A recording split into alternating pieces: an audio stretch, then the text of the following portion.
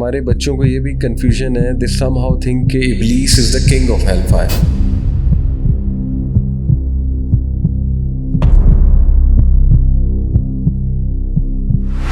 कि जितनी आपकी बाकी इंडस्ट्रीज हैं, social media, Instagram, Snapchat, TikTok, फिर आपका नेटफ्लिक्स, फिर ये आपका जो म्यूज़िक इंडस्ट्री है, फिर ये गेमिंग इंडस्ट्री है, all of these industries are basically soft porn.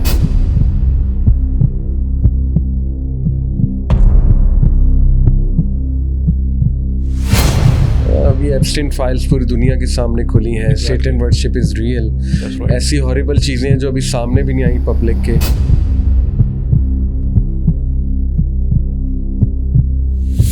मुझे सबसे पहले जो सबसे ज़्यादा शौक लगा ना, वो कोरियन कंटेंट के ऊपर लगा कि नेटफ्लिक्स के ऊपर मुझे सुनने में आया एक सीरीज़ है, उसका नाम है मेक अ विश जीनी ना। उसके अंदर जो मेन प्रोटैगनिस्ट है उसका नाम है Iblis. How do you see it? Iblis जो है, लूसीफर जो है, वो हेल फायर का किंग है। कि इब्लीस के बारे में ये है, अल्टीमेटली ये दिखाया गया है कि अगर उसको अच्छे ह्यूमन बींग्स मिल जाएं तो उसमें अच्छा बनने की कैपेसिटी है, ही हैज़ अ पोटेंशियल। उसके अंदर ये पोटेंशियल है कि वो अच्छा बने, कि उसमें अच्छा बनने की सलाहियत भी है।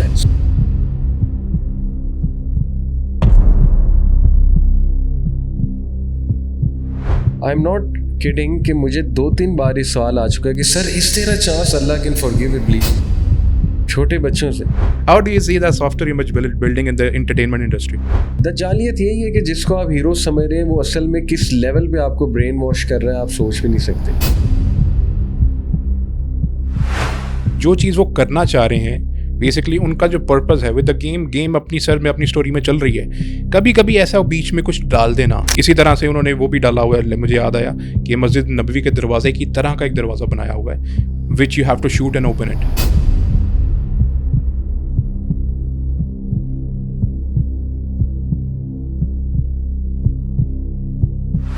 मज़े की बात यह है कि क्योंकि बच्चे ज़्यादा खेल रहे हैं, उनके जहन में ये चीज़ just for they are doing it for entertainment, लेकिन उनके लिए तो नॉर्मलाइज हो गई। आज के दौर में आप रिलीजन के खिलाफ जाओगे तो दैट इज कूल। कुछ एक बुक है इमाम शौकानी वगैरह की, वो कहते हैं जी, वो इस चीज़ के रद्द पे उन्होंने लिखी हुई है कि म्यूज़िक के ख़िलाफ़ जो इजमा है कि इजमान इसको हराम समझा जाता है, उसके रद्द में उन्होंने किताब बाकायदा लिखी है कि कभी भी इजमा नहीं रहा कि म्यूज़िक हराम है। अब कुछ यहाँ से कोई दलील पकड़ ले। गामदी साहब को तो हमें चाहिए कि ना आज का म्यूज़िक सुनाएं और फिर उनसे पूछें कि आप बताएं म्यूज़िक के बारे में आपका क्या व्यू है। नाज़रीन इकराम, अस्सलाम वालेकुम वरहमतुल्लाहि वबरकातुहू। मैं आपका host doctor Umar Farooq Saeed rational reflection से एक नए एपिसोड के साथ आपकी खिदमत में हाजिर हूँ। नाज़रीन, आपने आजकल के दौर में ख़ुसूसी तौर पे अगर मैं बात करूँ जेन ज़ी की, आप देखें जब भी कुछ दो लोग आपस में मिलते हैं, सबसे पहले शायद यही बात करते हैं, आजकल तुम क्या देख रहे हो, आजकल क्या चल रहा है, कौन सा कंटेंट देख रहे हो। ये चीज़ें आपस में बात करने की सबसे कॉमन टॉपिक है। बाकी और भी कुछ टॉपिक्स होंगे, लेकिन कॉमन टॉपिक्स में से एक टॉपिक है।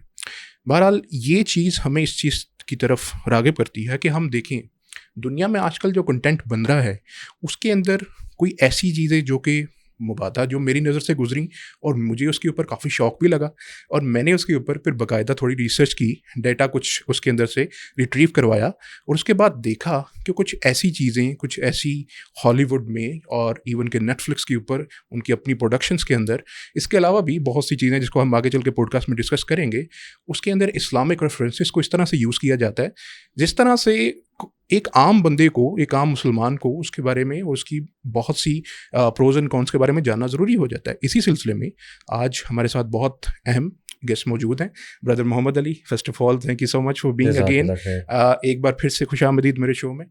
अच्छा ब्रदर, एक्चुअली जो टॉपिक है ना वो तो सिंपली इस तरह से है कि आपको पता है आजकल कोरियन कंटेंट बहुत कॉमन, बहुत ज़्यादा फेमस है। मुझे सबसे पहले जो सबसे ज़्यादा शौक लगा ना वो कोरियन कंटेंट के ऊपर लगा कि नेटफ्लिक्स के ऊपर मुझे सुनने में आया एक सीरीज़ है, उसका नाम है मेक अ विश जीनी ना। उसके अंदर जो मेन प्रोटैगनिस्ट है उसका नाम है Iblis, and he literally is Iblis. It's not that उसका सिर्फ नाम इब्लीस है, वो लिटरली शो भी इब्लीस ही किया गया है। He is been portrayed as इब्लीस।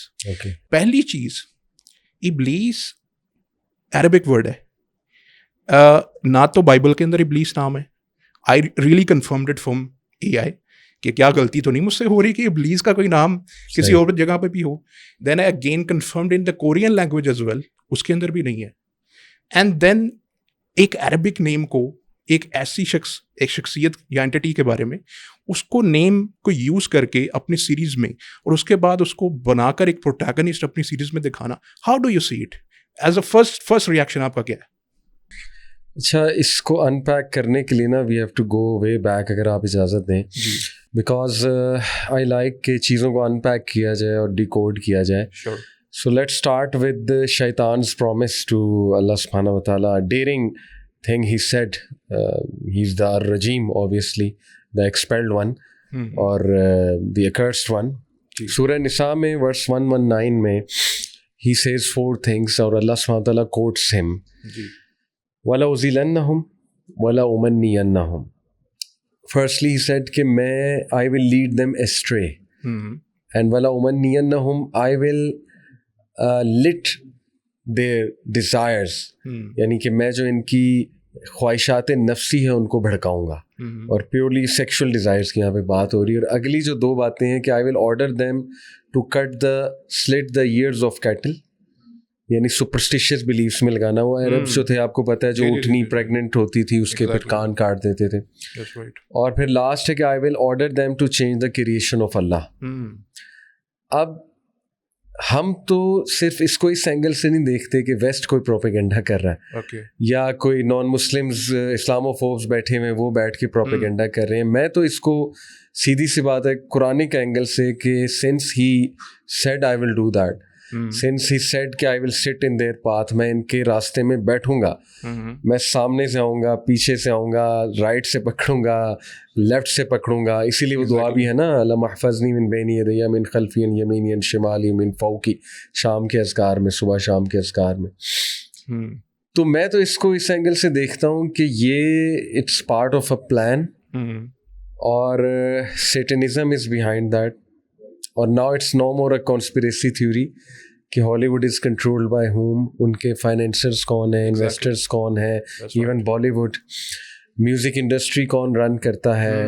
अभी एप्स्टीन फाइल्स पूरी दुनिया के सामने खुली हैं, सेटन वर्शिप इज़ रियल, ऐसी हॉरिबल चीज़ें हैं जो अभी सामने भी नहीं आई पब्लिक के। तो एक तो मैं इसको इस नज़र से देखता हूँ कि it's part of a plan, और प्लान बाय इब्लीस ऑब्वियसली। और Iblis is not to praise him, he is रजीम, अल्लाह ताला हम सबको बचाएं उसके फितने से, but obviously he is very smart. आप दुनिया का कोई बंदा उठाएं स्मार्टेस्ट, वो इस वक्त किस चीज़ को यूज़ करेगा, किस टूल को यूज़ करेगा लोगों को करप्ट करने के लिए? ऑब्वियसली मीडिया, ऑब्वियसली वो चीज़ जो लोगों के हाथ में है, smartphone. So it's very obvious ये सब क्या है और who is behind it. Quran में अल्लाह कहते हैं कि शयातीन के हमने एलाइज बनाए हैं इंसानों में से, और एक और आयत में आता है ना, क़यामत वाले दिन जो है ना, वो शयातीन और उनके एलाइज को अल्लाह सामने खड़े करेंगे। तो एलाइज का जिक्र है, इसका मतलब कि जो डेविल्स हैं, डीमंस हैं, उनके एलाइज ह्यूमन बीइंग्स में से हैं, ये कुरान ही कह रहा है। तो एक तो इस एंगल से, दूसरा जो है ना, इसको हमें उमर भाई थोड़ा इस एंगल से भी देखना होगा कि देखें इस वक्त जो 3 फिलॉसफीज राइज हैं दुनिया में, जिन फिलॉसफीज की बेसिस पे स्क्रिप्ट लिखे जाते हैं, जो क्राइटेरिया है हर चीज़ को देखने का, वो 3 है। एक है सेकुलर ह्यूमनिज्म, और इस पे हम डिटेल में अगर बात करें तो ऑडियंस के लिए बड़ा फ़ायदा होगा। दूसरा है मॉरल रिलेटिविज्म, ओके, और जो है तीसरा post modernism philosophy. In short, post modernism philosophy है कि there is no criteria for truth, okay, nothing is true. यानी अब ये आपको हर जगह नजर आएगा, confusion confusion confusion, there is no objective criteria for truth. सच फाइंड करने का कोई ऑब्जेक्टिव क्राइटेरिया है ही नहीं दुनिया में। ये पोस्ट मॉडर्निज्म की आप समझ लें पूरी एक मूवमेंट है। और आज आप फिर टीवी सीरीज को, नेटफ्लिक्स कंटेंट को, इन सब को इन 3 फिलॉसफीज के सामने रखें, आपको बड़ा क्लियर नजर आएगा, आप डिकोड कर लेंगे कि ये 3 फिलॉसफीज के थ्रू स्क्रिप्ट्स बनते हैं। Very interesting.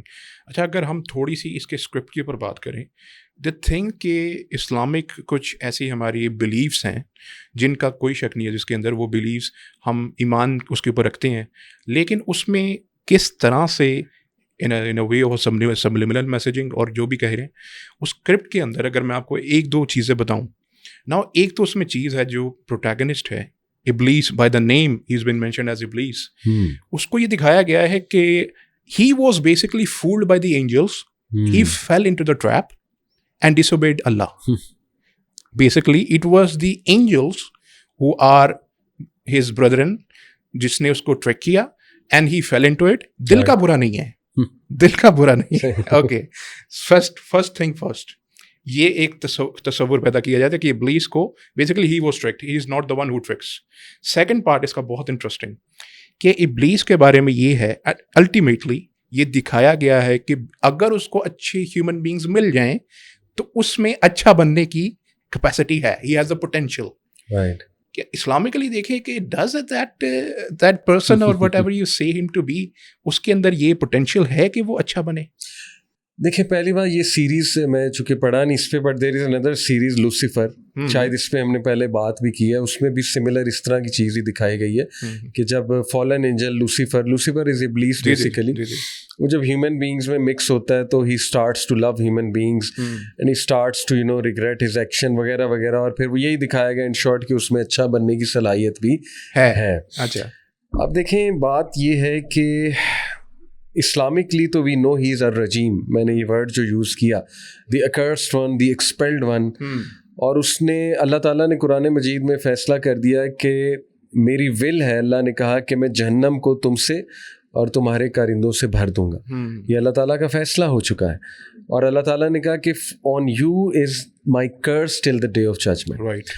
अब इशू ये है, देखें कि जब सेकुलर ह्यूमनिज्म और ये जितनी मैंने फ़िलासफ़ीज़ के नाम लिए ना, जब इनका क्राइटेरिया रेवलेशन नहीं है तो ये हर चीज़ को क्रिटिकली देखने की कोशिश करेंगे और क्रिटिकल थिंकिंग देने की लोगों को कोशिश करेंगे कि नहीं, this can be another side. For example, I have even heard someone से कि इब्लीस हैड डिप्रेशन. अच्छा, Iblis had went through depression. Okay.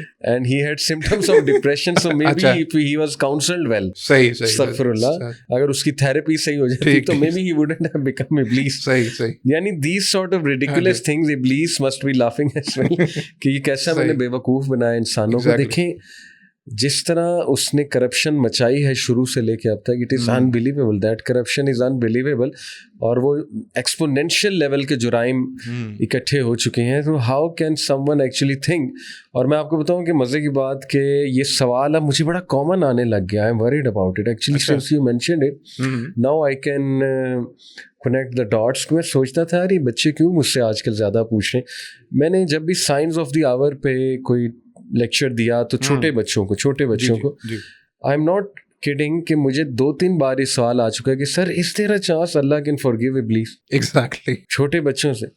तो मैं बड़ा हैरान होता था कि where is this coming from. So maybe बच्चों ने ये सीरीज देखी हो, मे बी उन्होंने कोई ऐसा कंटेंट देखा. It is the content basically. You know Netflix के इन्वेस्टर्स कौन है, यू नो के हु रन्स इट ऑल, और वहाँ पे कोई भी चीज़ नहीं आती सिवाय ये कि उसमें कोई एजेंडा हो या आइडियोलॉजी हो, समथिंग लाइक दैट. और कोरियन है तो क्या हुआ, मतलब जब उन्होंने किसी चीज़ को फैलाना है और हिट भी इस्लाम को करना है तो they will do something very strange ताकि वो मशहूर भी हो. एग्जैक्टली. अब जैसे आपने कहा ना कि मेरे वाइल्डेस्ट ड्रीम्स में कोरियन में इब्लीस नाम होगा, that's why that series is famous. Exactly. क्योंकि उर्दू होती है, इंग्लिश होती तो चलो बंदा समझ भी आता, इब्लीस का कॉन्सेप्ट कहीं ना कहीं है, लेकिन कोरियन से दूर तक समझ नहीं आता. अच्छा, एक इस्लामिक, लेकिन ऐसा कॉन्सेप्ट हमारे यहाँ भी मैंने पढ़ा है, ये डिबेट आई हैव रेड, जो नेक्स्ट क्वेश्चन है मेरा. अच्छा, इस सीरीज में एक चीज आखिर पे जो मतलब एज अ रिजल्ट आपको बताई गई है, अल्टीमेटली इब्लीस इज फॉरगिवन. अच्छा, अल्टीमेटली ये दिखाया गया है कि उसको चूंकि यहाँ पर अच्छे लोग मिल गए, वैसे उसको ब्लेम भी उसके ऊपर नहीं दिया गया किसी बुराई का. उसको ये दिखाया गया कि basically he is the one, because the name is make a wish genie, he grants people wishes. It is the people who choose the bad, he is not the one who is doing anything bad. अच्छा, आखिर पे क्या होता है कि एक कोई wish, कोई जो लड़की उसके साथ होती है वो मांग लेती है कि may God forgive him. Okay. And that wish is granted and Iblis is forgiven. Now एक चीज इसमें आती है, एक कॉन्सेप्ट इब्न तैमिया, इब्न कय्यम के यहाँ भी पाया जाता है कि जो हेल है इट्स नॉट इटर्नल. Mm-hmm. अगर hell is not eternal, Right. That is going to come to an end, तो फिर इब्लीस भी वहां पर नहीं रहेगा. Mm-hmm. It is far cry. Okay ठीक है, हम थोड़ी सी इसको स्टैंड कर रहे हैं, लेकिन ये कॉन्सेप्ट तो है यहाँ पर. इसको आप कैसे देखते हैं? ये बड़ा टेक्निकल सवाल है, वैसे तो कोई स्कॉलर बेहतर बताएगा, लेकिन जितना मैंने इस पे सुना है, yes, there is this view, a very minority view. सूरह हूद की एक आयत से अखज़ करते हैं ना कुछ स्कॉलर्स कि yes, maybe even hell is not eternal. जी. क्योंकि वो आया शायद कुछ इस तरह की, उसका कॉन्टेक्स्ट है कि जब तक अल्लाह चाहेगा उन्हें पनिशमेंट करे, समथिंग लाइक दिस.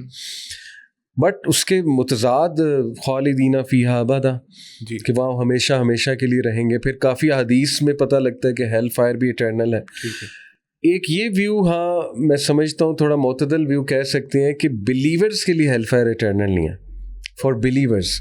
क्योंकि वो तो हदीस भी मिलती है ना कि अल्लाह ताला राई के दाने बराबर भी, वो बल्कि जो लास्ट मैन जिसको हेल्प से निकाला जाएगा, तो मे बी शायद ये दोनों चीज़ें मिक्स हो गई हैं. अच्छा. मे बी ओपिनियन ये किसी का था कि हेल फायर बिलीवर्स के लिए नहीं है फॉर एवर, तो शायद उसको सब पर अप्लाई कर दिया गया हदीस से इस्तदलाल करके. वल्लाहु आलम. बट देखें, ये अगर व्यू है भी तो ये बड़ा एक माइनॉरिटी व्यू है. और there are all sorts of opinions. Ibn Taymiyyah रहिमहुल्लाह वाज अ जायंट. अगर उनका ये ओपिनियन है, आई डोंट नो, अगर है जैसे आप कह रहे हैं, तो ही कुड बी रॉन्ग. हमारा तो ये मनहज है ना कि इमाम इब्न तैमिया से भी गलती हो सकती है, इमाम इब्न क़य्यिम से भी गलती हो सकती है. अहले सुन्ना वल जमा का क्या अकीदा है, वो यही है कि it is eternal, hello fire is eternal. So there is no way Iblis is getting out of it. Obviously, जो अकीदा है, obviously, जो कुरान ने भी बताया. Exactly. So he is going to get all the recompense of what he has done. और एक चीज़ मैं और क्लियर कर दूं कि हमारे बच्चों को ये भी confusion है. They somehow think कि Iblis is the king of hellfire. He is ruling hellfire. और ये कई उनकी TV series, Sandman TV series, उसमें लूसीफर कैरेक्टर एक फीमेल दिखाई है और वो दिखाया कि she is ruling over hell fire, she is tormenting souls. वो टॉर्मेंट करके उसे और पावर मिलती है. फिर वो मेंटल डिसऑर्डर है, उसको जो है ना वो अपना कैथारसिस करता है. इब्लीस किसी उसके पास बैठ के, एक अपने दोस्त के पास बैठ के फिर बात करता है कि काश मैं ना करता ये वो. So I know where it's coming from. It's obviously coming from Iblis, सीधी सी बात है. और इसी तरह आप बाकी टीवी सीरीज, बल्कि टीवी सीरीज क्या, if you go back in our childhood, Tom and Jerry, yes, उसमें शैतान is shown to rule hellfire. If you remember, वो थ्रोन पे बैठा होता है, टॉम गिरता है उसमें ना. हाँ, एग्जैक्टली. तो आपने देखा वो थ्रोन पे बैठा होता है ताज पहन के. तो हमारे सबकॉन्शियस में बचपन से ये भरा गया है, जो क्रिश्चियन कॉन्सेप्ट ही है. क्रिश्चियन कॉन्सेप्ट ये है कि इब्लीस जो है, लूसीफर जो है, वो हेल फायर का किंग है. और अगर आप ग्रीक माइथोलॉजी में जाएं तो हेडिस जो है वो अंडरवर्ल्ड का डॉन है, अंडरवर्ल्ड का किंग है.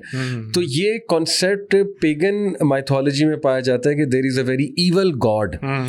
They don't consider Lucifer as or Iblis as as a jinn or demon. They actually consider him a god. Yeah, they know he's a demon, but उसको जो status देते हैं वो god का देते हैं कि वो एक god है. God की तरह वो भी एक god है, anti god है basically. जबकि अल्लाह ने हमें क्लियर बताया कि hell fire का जो आप कह ले रखवाला तो मालिक है जी, एक एंजल है, और he has never smiled. Exactly. यानी हज़रत जिब्राइल ने कहा था ना कि अगर ये कभी स्माइल करते तो आपको देख के करते. बिल्कुल.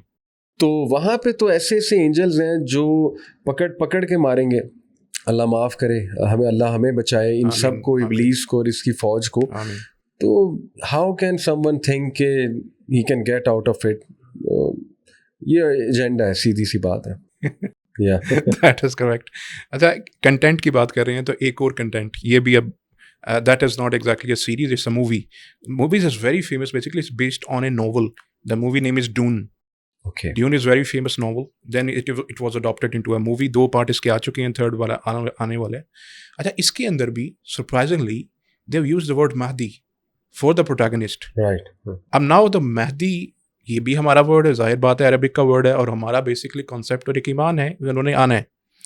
यहाँ पर भी सेम सिचुएशन दिखाई गई है कि there is a group of people who are in trouble, hmm, और फिर महदी के वो आने से उसके बाद there is lots of dramatic turns and twists. Hmm, बात यह है कि उसके अंदर एक तो ये concept of Mahdi that is been portrayed at something, what do they say, वो ये कहते हैं उसमें कि when people are in trouble they will believe in a Mahdi, hmm, like in a sense that you want to create, they want to basically create a Mahdi, hmm, or to somehow present a fake Mahdi, or to somehow make people believe कि ये जो concept है it is just based on the needs of people but not exactly in reality. How do you see this? देखें, to understand it correctly, satanism का बहुत बड़ा agenda है desacralisation, Okay. To desecrate the sacred personality. God से start करते हैं वो, जी। God के बारे में मजाक। अब ये जो ग्रीक माइथोलॉजी पे क्यों मूवीज बनती हैं, व्हाट डू यू थिंक? क्यों को बहुत इंटरेस्टिंग माइथोलॉजी है, यानी it's very childish Exactly. Honestly. मतलब साइंटिफिक दौर में, कैन यू बिलीव इट कि वेस्ट क्लेम करता है वो बहुत साइंटिफिक हैं, उस दौर में they are making movies on Greek mythology which is the most ridiculous of mythologies. Why are they making it?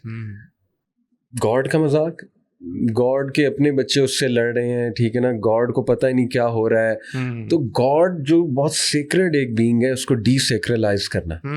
इसी तरह जितनी रिलीजियस पर्सनालिटीज हैं उनको डीसेक्रेलाइज, जैसे ईसा अलैहिस्सलाम, Exactly. जितने प्रॉफिट्स हैं अल्लाह सुब्हानहू तआला के। तो ये Dune, the way I see it, Mahdi is a very secret personality in Islam. Right. So एक ये रीज़न हो सकती है to desacralize Mahdi, to put doubts in people's minds कि even Mahdi could be a manipulator obviously. क्योंकि मैंने आपको शुरू में जो बात की ना, देखें वही है क्रक्स, वही है कि moral relativism and post modern जो फिलोसफी है, दैट इज ऑल अबाउट कि नथिंग इज ट्रू। Okay. यानी you have no objective criteria for truth, it's all about perspectives. Maybe Mahdi किसी के लिए अच्छा है, मे बी महदी जो है ना वो मैनिपुलेटर भी है, नाउज़ुबिल्लाह, महदी अपना फ़ायदा भी उठा रहा है, महदी के अपने पर्सनल कुछ अनरिजॉल्व कॉन्फ्लिक्ट्स अल्लाह माफ़ करे और ट्रॉमाज है। मतलब these are the sort of जैसे वो कहते हैं इब्लीस को मौका देना, उसको भी तो एक चांस दें, वो उसको भी तो कहते हैं। तो they are depicting their own unresolved conflicts. मैं तो ये कहूंगा सबसे बड़ा साइको तो इब्लीस है, और उसने नीचे वाले जितने उन सबको भी साइकोटिक बना दिया। They are depicting their own psychotic scripts and their own psychotic wishful thinking, जिसे मैं कहूंगा। तो विशफुल थिंकिंग पे आप जो मर्जी बनाते फिरो, और मेन इसका एम यही है उमर भाई कि सेकुलर ह्यूमनिज्म को प्रमोट करना। सेकुलर ह्यूमनिज्म इज व्हाट, मैं ऑडियंस को बता देता हूँ। कुरान और इस्लाम कहता है एवरीथिंग इज अबाउट अल्लाह। कुल इन्ना सलाती व नुसुकी व महयाया व ममाती लिल्लाहि रब्बिल आलमीन व मा खलक़तुल जिन्ना वल इंसा इल्ला लियअबुदून। सेकुलर ह्यूमनिज्म कहता है गॉड नहीं है, ह्यूमन बीइंग इज एवरीथिंग। अच्छा, everything is about human being, everything is about human flourishing. कुरान कहता है no, everything is about Allah, everything is about pleasing Allah सुब्हानहू व तआला, वर्शिपिंग अल्लाह सुब्हानहू व तआला। तो secular humanism is in short के human beings should flourish no matter what happens, no matter the cost. Right.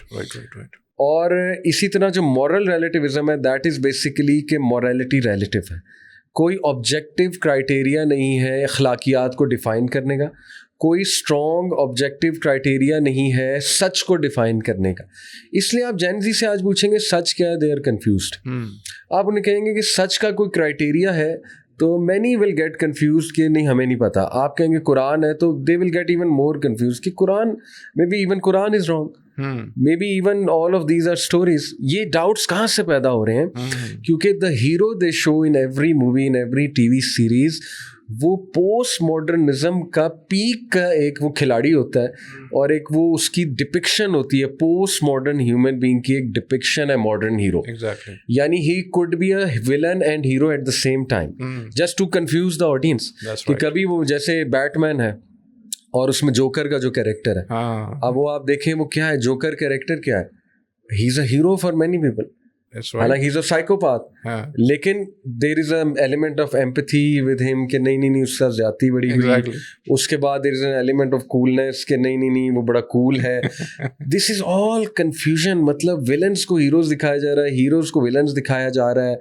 तो ये सब इसलिए है just to propagate their theories जो कि इब्लीस की थ्योरीज हैं. Honestly speaking post modern philosophy के there is no objective criteria for truth. Moral relativism, morality relative है, ये सब झूठी बातें हैं. रेवलेशन वही, छोड़ो इनको. इस एंगल से भी सोचो, इस पर्सपेक्टिव से भी देखो, क्या पता इब्लीस ही ठीक हो, क्या पता ये लोग गलत हों. सो हमारा बच्चा कंफ्यूज है. You are absolutely right. ये सबकॉन्शियस को हिट करती हैं ये चीज़ें. आप और मैं भी देखेंगे, हमारा भी सबकॉन्शियस हिट होगा. हम भी इंसान हैं. ये बात है असल में. कभी कभी ये चीज़ भी देखने में, for example the comics they make, जो कैरेक्टर्स उन्होंने बनाए हैं, the way they have been portrayed, जैसे आपने एग्जांपल दी, इसी तरह से they are certain protagonist like Thor, Zeus, वही वाली मिथोलॉजी, वही ग्रीक मिथोलॉजी से निकाल के लाते हैं. ऐसे बच्चों के हीरो हैं, बच्चों के हीरो हैं ये लोग आजकल. दे love them. And not to forget that the other comics, this was just the beginning.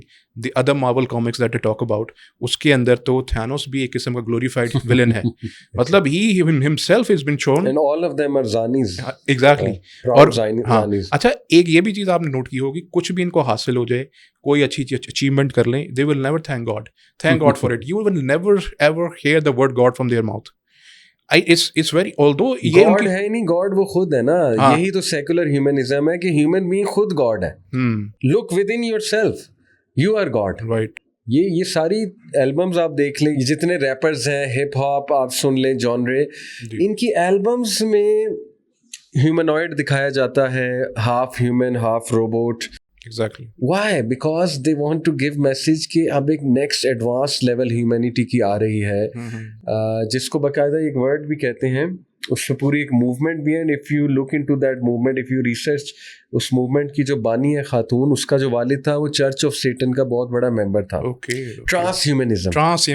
Yes. If you search on it, इसकी जो current इसको रन कर रही है ट्रांसह्यूमनिज्म को, उसका बाप चर्च ऑफ सेटन का बहुत बड़ा मेंबर था. सो लड़ियां मिलती हैं जाके. इट्स वेरी क्लियर कि ये क्या हो रहा है. Basically they want human beings without soul. Machine बनाना है, ह्यूमन बीइंग को मशीन बनाना है, और मशीन हम बन चुके हैं. डॉक्टर साहब, ये जो है डिवाइस, ये मेरा क्लोन तैयार कर सकती है. मेरा आपका फेस का सारा इसके पास है मेरा, ठीक है ना. मेरे फिंगरप्रिंट्स इसके पास हैं, सब कुछ इसके पास है. बस अब एक चिप डलनी रह गई है मुझे. वो डलनी शुरू हो भी गई है, न्यूरालिंक. कई लोगों ने ऑप्ट किया भी है वहाँ, एलोन मस्क के लिए. आगे का ये दौर आने वाला है कि वो चिप होगी, वो चिप आप आगे करेंगे, उसी से पेमेंट होगी, उसी से शनाख्त होगी. आपको कुछ भी कैरी नहीं करना पड़ेगा. धोखा ये देंगे कि आपको ना बटवा कैरी ना कुछ कैरी करना पड़ेगा. जैसे मिसाल देता हूँ, अभी हमेशा ये मेरे इसके पीछे ये है, मुझे बटवा नहीं कैरी करना पड़ता, मैं पेमेंट इससे करता हूँ.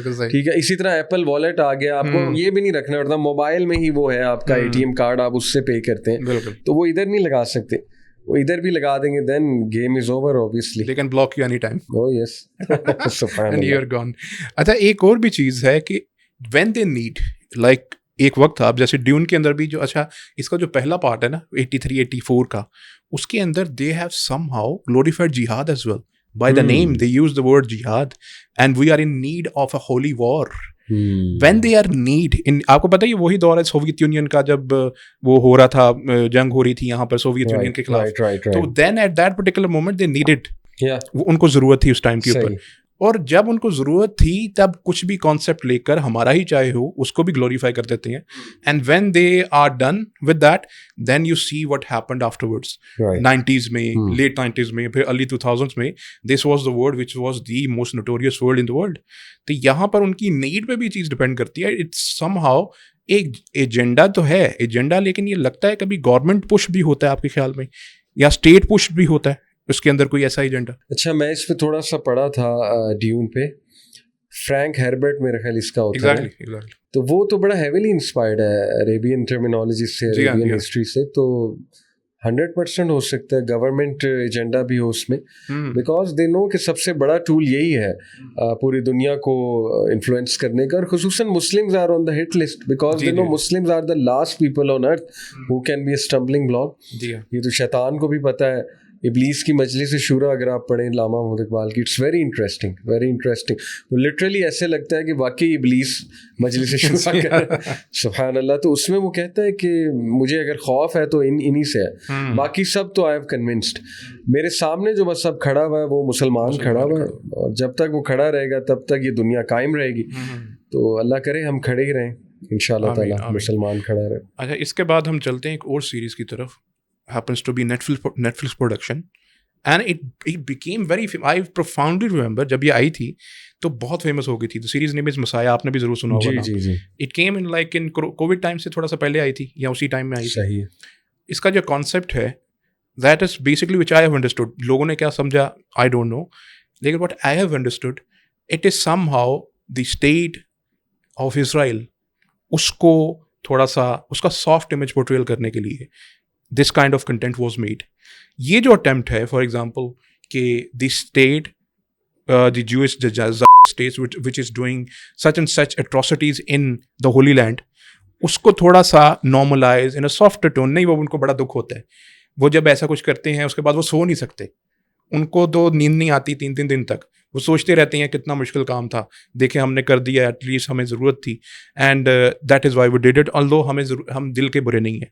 तो हाउ डू यू सी कि सम सच कंटेंट जिसके अंदर, हालांकि अब तो बहुत अल्हम्दुलिल्लाह you know the culture in Hollywood also prevail कर रहा है, हावियर बार्डम हैं, उसी तरह से मार्क रफलो हैं, बहुत से ऐसे एक्टर्स भी हैं जो इनके खिलाफ ज़ायनिस्ट के खिलाफ हैं, लेकिन although they try to portray them थोड़ा सा सॉफ्टवेयर इमेज बनाने की कोशिश करते हैं। How do you see that software image building in the entertainment industry?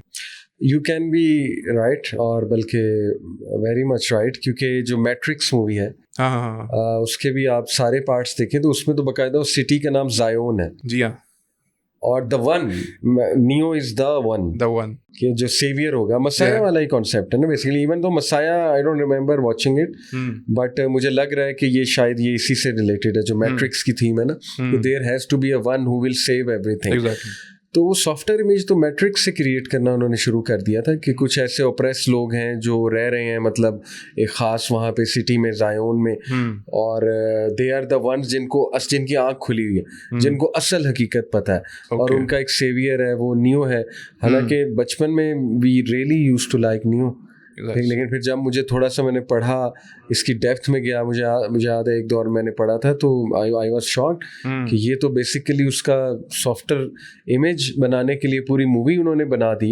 और यही दज्जालियत है उमर भाई। देखें, दज्जाल के आने से पहले दज्जालियत तो राइज होगी ना। दज्जालियत यही है कि जिसको आप हीरो समझ रहे हैं वो असल में किस लेवल पे आपको ब्रेन वॉश कर रहा है आप सोच भी नहीं सकते।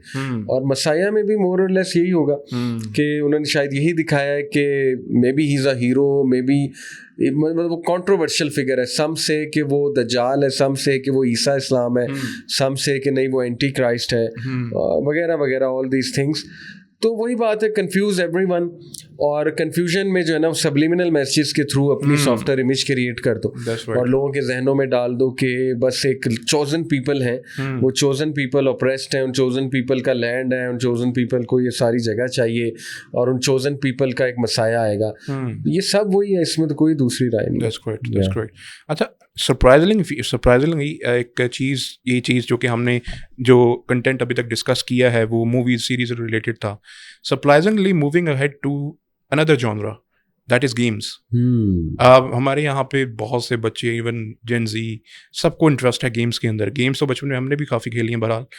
तो गेम्स जो वीडियो गेम्स हैं उसके अंदर surprisingly for me when I saw some things in particulars, मुझे पहले यकीन नहीं आया, देन आई कंफर्म्ड इट, और उसके बाद जो मैंने चीज़ें देखी वो मैं आपसे बारी बारी डिस्कस करता हूँ। Now Resident Evil, very famous game ji, Resident Evil most popular games के अंदर आती होगी, उसमें कोई शक नहीं। अच्छा, इसमें एक इसकी जो रेजिडेंट ईवल 5 है उसका जो गोल्ड वर्जन है, उसमें एक स्टेज आती है when a person goes in and there is sort of a library and on the floor there is a मुसहफ, कुरान का मुसहफ है उसके ऊपर ज़मीन पे पड़ा हुआ है। It's your choice what you want to do with it, you can step on it, even you can go pass ahead, you can even shoot it because you had the gun as well. ये some things यानी कभी हजम नहीं होती कि ये करने की चीज़ ज़रूरत क्या आपको, मतलब गेम के स्क्रिप्ट में why would someone add something like this? देखिए, then again इससे पहले मैं एक बात और बता दूं कि जिस दौर में हम रह रहे हैं ना उमर भाई, ये हिस्ट्री में पहली बार हुआ है कि every human being is identified by their sexual orientation. यानी जब आप कोई नॉर्मल सा फॉर्म वीज़ा, जैसे यूके का वीज़ा अप्लाई करने लगे, किसी काफिर कंट्री का वीज़ा अप्लाई करने लगे, आपकी जेंडर में बाइपोलर, उससे ये सारी चीज़ें आएंगी कि who are you actually, how do you identify your self.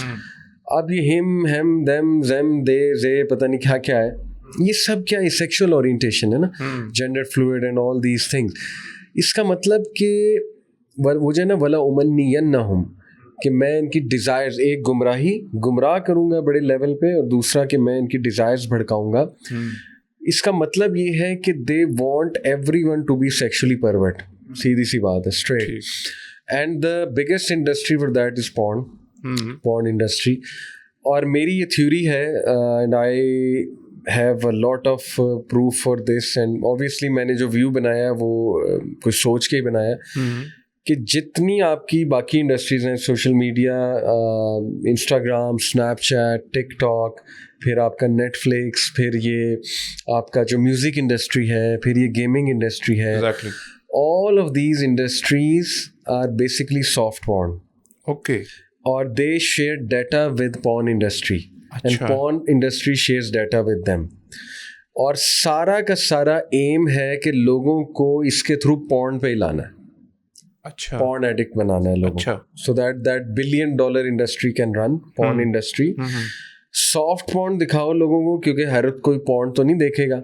Soft porn दिखाओ, उनकी डिज़ायर्स भड़काओ, वहाँ से उनको हिंट्स दो, सबलिमिनल मैसेजेस दो, वो सबलिमिनल मैसेजेस उनको लाएंगे पॉर्न की तरफ, चाहे वो जो मर्जी कर ले, वो पॉर्न ही खोलेंगे eight the end of the day. तो मैं तो इस लेवल पे इन चीज़ों को देखता हूँ कि इस खतरनाक दौर में हम रह रहे हैं, and only Islam is the solution which will set you free. But आपने जो एग्जैक्ट सवाल अब पूछा, ये तो मैंने साइड नोट पे एक बात की। अब ऑब्वियसली गेमों में वो चीज़ें डालने का क्या मकसद है, because Satanism is highly connected with the gaming industry, with Hollywood and all these industries. तो वो इस तरह की चीज़ें डालेंगे जो मुस्लिम्स को हर्ट करें। वही बात है ना, डीसेक्रेलाइजेशन, सीक्रेट चीज़ को डीसेक्रेलाइज करना, ये तो शैतान को एनर्जी देती है ना ये चीज़। अब वो डाल देंगे, मुस्लिम शोर मचाएंगे तो निकाल देंगे, अगर शोर मचेगा तो निकाल भी देंगे। कई चीज़ें निकली भी हैं, मुसलमानों ने शोर मचाना शुरू किया, निकाल दिया, लेकिन डालेंगे, धड़ल्ले से डालेंगे, गेम्स में भी डालेंगे, मूवीज़ में भी डालेंगे, हर जगह डालेंगे, बिकॉज इट्स इनका एवेन्यू है ना वो एक चीज़ शो करने का कि हम ये हैं, कर लो जो करना।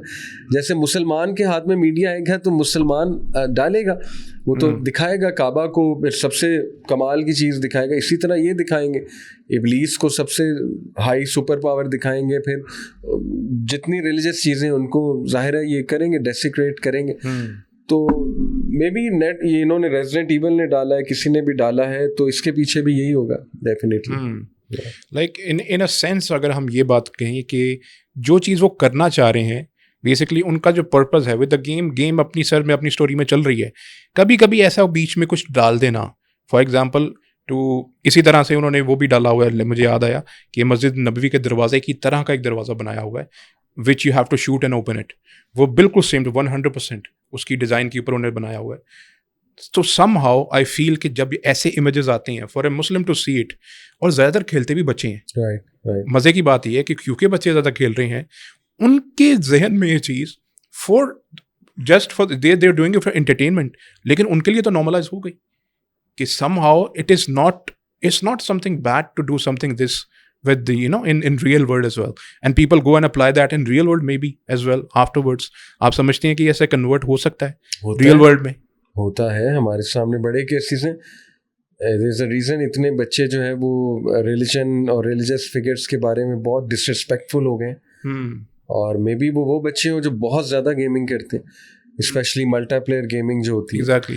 और मैंने सुना था कि जो फोर्टनाइट या एक और बड़ी फेमस गेम हुई थी फोर्टनाइट टाइप, कोविड के दौरान, मुझे उसका नाम अभी भूल गया, उसमें पबजी उसमें भी कुछ ऐसा था, सेटन रिलेटेड और सेटन के मुजस्मे से रिलेटेड, फिर तौहीद को बड़ा उन्होंने कुछ डिग्रेड किया था, something like that, I remember, मुझे कुछ याद आ रहा है। तो हु नोज। अब एक थ्योरी ये है कि वो जो गेम्स बनाने वालों में से वन ऑफ द डिजाइनर्स ने शरारत कर दी, वैसे ही वो दरवाज़ा डाल दिया। वन थ्योरी इज दैट कि उनको नहीं पता बाकियों के, लेकिन बस उसने एज डिज़ाइनर वो डाल दिया। वन थ्योरी इज़ के उसने बस अटेंशन सीक करने के लिए कर दिया, यानी कोई इसमें Satanism is not behind that but just attention seeking मकसूद है कि इसी बहाने शायद ये गेम मशहूर हो जाए। जैसे आपने देखा है कुछ लोग अटेंशन सीकिंग के लिए भी करते हैं, जैसे आज मैं वन आई सिंबल कुछ पहन लूँ तो मैं अटेंशन सीक करने लगूँ, that doesn't mean I am a Satanist, I am just seeking attention. तो एक थ्योरी ये भी है कि they're just seeking attention, because आज के दौर में आप रिलीजन के खिलाफ जाओगे तो that is cool, it's considered cool. और इन लोगों का eight the end of the day मकसद पैसा है, पैसा कमाने के लिए कुछ भी करेंगे। अभी फीफा की आप सेरेमनी देख लें, symbolism was so it was on peak, it symbolism was on peak. Yes, पूरा रिचुअल था। Exactly. वो ये वाला जो सिंबल है that is somehow become। अच्छा, ये भी मैं आपसे बात, इसको कंटिन्यू करेंगे टॉपिक को। एक बात जो एक कॉन्सेप्ट है, selling your soul to Satan, ये बहुत से अमेरिकन सिंगर्स और हॉलीवुड सिंगर्स, रैपर्स, इन सब ने कुछ ने तो क्रिएट भी किया हुआ अपने उसमें लिरिक्स के अंदर भी, क्या sold my soul to the Satan. ये रैप इस किस्म का, मेरे ख्याल एमिनेम का या किसका है, आई डोंट। हाँ, ये कॉन्सेप्ट क्या है कि ये एक बच्चों को पता होना चाहिए, जनरेशन को, कि वो ये पोर्ट्रे कुछ लोग करते हैं कि अगर you sell your soul to the Satan, आपकी दुनिया में कामयाबी मिल जाएगी। तो ये लोग क्रेडिट देते हैं कि because we did that is why we are successful in this world. How do would you analyse this? देखिए, ये तो कुरान हदीस से भी साबित है। एक तो सही मुस्लिम में मरफू हदीस है सहाबी के थ्रू, और ऑब्वियसली नबी सल्लल्लाहु अलैहि वसल्लम से सुनी होगी उन्होंने, अमर बिन लास से गालिबन, या I could be wrong, but सही मुस्लिम में है मरफू हदीस कि उन साहबी ने फरमाया कि क़यामत के करीब वो शयातीन जो हज़रत सुलेमान ने समंदर के नीचे जकड़े थे वो बाहर आ जाएंगे और वो कुरान पढ़ेंगे। अब इसको स्कॉलर्स ने दो तरह से देखा है कि लिटरली वो कुरान पढ़ेंगे, वो इमाम्स होंगे। अच्छा, they will be imams in Masajid reciting the Quran. Yes, भेस बदल के। This is one view. एक व्यू ये है कि शैतान का कुरान म्यूजिक है। अच्छा, म्यूजिक बहुत पीक पे चला जाएगा। अच्छा, और शैतान लिटरली इनके अंदर आता है जब ये गा रहे होते हैं, देर नॉट देमसेल्व्स। ये तो कई सिंगर्स ने एक्नॉलेज किया है, कई सिंगर्स ने बताया है कि हम होश खो बैठते हैं, हमें नहीं पता स्टेज पे कौन होता है। That is correct. तो ऑब्वियसली जो ये बकरे होते हैं स्टेज पे जाके, और जिस तरह के जोन में ये होते हैं, जिस तरह के वो क्या कहना चाहिए, एक वो जो स्पेसिफिक स्पेशल जोन होता है, ड्रग जब बंदे ने ली होती है, वो साफ पता लग रहा होता है। जिस तरह इनकी आंखों की मूवमेंट होती है, जिस तरह इनकी बॉडी मूवमेंट होती है, इट्स वेरी एविडेंट कि इनके अंदर कोई बहुत ही बदरू किस्म की चीज़ आई, कोई ईवल सोल इनके अंदर जो है ना वो घुसी हुई है। और इट्स अ डील। ये तो कुरान कहता है कि शैतान ने डील कर लिए इन लोगों के साथ, इन लोगों ने शैतान के साथ जो है ना वो डील कर लिए। They have actually sold. लोगों में कुछ ऐसे हैं जो अपने आप को अल्लाह के लिए सेल करते हैं, कुछ ऐसे हैं जो तागूत के आगे सेल करते हैं, और तागूत इस शैतान। ये तो कुरान और हदीस से प्रूवन है। और शैतान देखें ना, जब वो मीडिया पे सबसे ऊपर वो बैठा हुआ है, मीडिया का अगर आप पिरामिड देखें तो सबसे ऊपर इब्लीस है। एग्जैक्टली। मॉडर्न मीडिया की बात कर, तो जब वो सबसे ऊपर बैठा है तो वो क्यों ये चाहेगा कि उसकी मर्जी के बगैर कोई काम हो? वो क्यों ये चाहेगा कि उसकी मर्जी उसमें ना शामिल हो? तो वो प्रॉमिस करेगा, पिरामिड में ऊपर लाने के लिए वो प्रॉमिस करेगा ऑल सॉर्ट्स ऑफ प्रोमिसेस, दुनिया की कुछ चीज़ें, success and all these things. और अल्लाह ताला ने शायद उसको छूट दी हुई है इसीलिए कि साबित हो सके, चीज़ें साबित हो सके, हक और बातिल साबित हो सके। तो 100% या these people they are involve in very filthy things, black magic rituals and Satan worship. और yes, they are given benefits, not necessarily कि शैतान डायरेक्ट आके इनको बेनिफिट दे देता है, but obviously there is an organized network. वो network के थ्रू उन्हें बेनिफिट्स मिलते हैं ना। जो नेटवर्क के टॉप पे है, मे बी वो मिलता हो शैतान से, लेकिन उससे नीचे तो फिर वो पिरामिड है ना पूरा। एग्जैक्टली। 39 डिग्री 38 डिग्री वो जो मेसनरी है पूरी, ऑब्वियसली उसके थ्रू ऊपर आप जाते हैं। जितने गंदे होते जाएंगे, जितने फिल्दी होते जाएंगे, उतने ऊपर जाते जाएंगे। एग्जैक्टली, ऑब्वियस सी बात है। अच्छा, इसको अगर हम एज एन आइडियोलॉजी देखें, today if a youngster, Gen Z, they are struggling in their lives and then they see something कि ऐसा कोई शख्स है, बड़ा कामयाब है इन वर्ल्डली मैनर्स, बहुत ज़्यादा सक्सेसफुल है, एंड उसके बारे में क्या फेमस हो रहा है कि he did the deal with the devil, उसने डील विद द डेविल की थी। उसके जहन में क्या चीज़ है कि जो दुनियावी कामयाबी है वो तो डील विद द डेविल का नतीजा है। उस एक आम मुसलमान को आप कैसे बताएंगे, कैसे स्ट्रगलिंग जो मुसलमान है, कि that is not the way to go. वो क्या अपनी सोल को ही can very well sell his soul and get the comforts of life, why wouldn't he do it? देखिए, जितने खबीस काम है उसमें जो भी ऊपर जा रहा है, तो there is a very heavy chance कि यस ही और she has is into something, not exactly sold their soul to the devil, but obviously they are into something bad, क्योंकि this is how it is. ये पूरा infrastructure है, you cannot come on top unless you do certain things जो religion के खिलाफ हैं, और ख़िलाफ़ भी इस तरह है कि रिलीजन को बाकायदा डिग्रेड करने वाली चीज़ें हैं। तो ये तो पॉसिबल ही नहीं है कि आप इस चीज़ में ऊपर आ सकते हैं, गंद में आप ऊपर आ सकते हैं, दैट इज़ फॉर श्योर। मुझे कई सिंगर्स ने ये बताया जो स्ट्रगल कर रहे हैं to obviously come to deen, but they are into singing and all these things, तो वो कहते हैं कि अली भाई, I'm quoting them exact, कि सुबह के वक्त और दोपहर के वक्त गाना माइंड में आता ही नहीं। अच्छा, रात के वक्त आता है और वो भी रात के खास पहर जो है ना, वो भी जाम चढ़ाया हो तो और अच्छी बात है। अच्छा। सो ये आप सिंगर से पूछ लें कि जो रात को चीज निकलती है ना, सही, वो सुबह नहीं चीज निकलती। अब आप मुझे बताएं कि ये ऐसा मनहूस काम है, एग्जैक्टली, और इसमें क्या एनर्जी है। एनर्जी के आप भी कायल होंगे, मैं तो बहुत बड़ा कायल हूँ भाई। जो जैसे मिसाल के तौर पे जो बंदा खाना बनाने वाला है, अगर वो गालियाँ दे के खाना बना रहा है तो उस खाने में बरकत नहीं होगी, उसकी एनर्जी उस खाने में आ गई है। अगर एक बंदा जो है वो पॉर्न एडिक्ट है और वो आपके लिए खाना बना रहा है तो उस खाने में बरकत नहीं है। मैं तो इसको ऐसे देखता हूँ। बाकी आप बिस्मिल्लाह पढ़ के खा लो, अल्लाह ताला खैर करे। तो आप ये सोचें कि ये जो गाने गाने वाले हैं ये किस एनर्जी से गाने गा रहे हैं, ये क्या करके गाने गाते हैं। ये अभी मैं बात कर रहा हूँ टॉप सिंगर्स की, एग्जैक्टली, और इस पे बाकायदा बड़े बड़े बैंड्स के जो वो हैं डिट्रैक्टेड लोग जिन्होंने छोड़ दिया बाद में, उनकी वीडियोस दे आर टेलिंग कि अगर हम आपको बता दें कि हम क्या क्या करके गाने गाते थे तो you will be shocked, because they have to bring that negative energy which is very attractive into that song. जब तक वो नेगेटिव एनर्जी उस सॉन्ग में नहीं आएगी तब तक वो गाना नहीं बनेगा, क्योंकि उस गाने का मकसद सिर्फ लोगों को एंटरटेनमेंट देना नहीं, उसके और बड़े मकासद हैं। exactly. और वन ऑफ द मकसद इज़ के ह्यूमन बीइंग के वो दरवाजे खोले जाएं जिससे शैतान अंदर घुसे।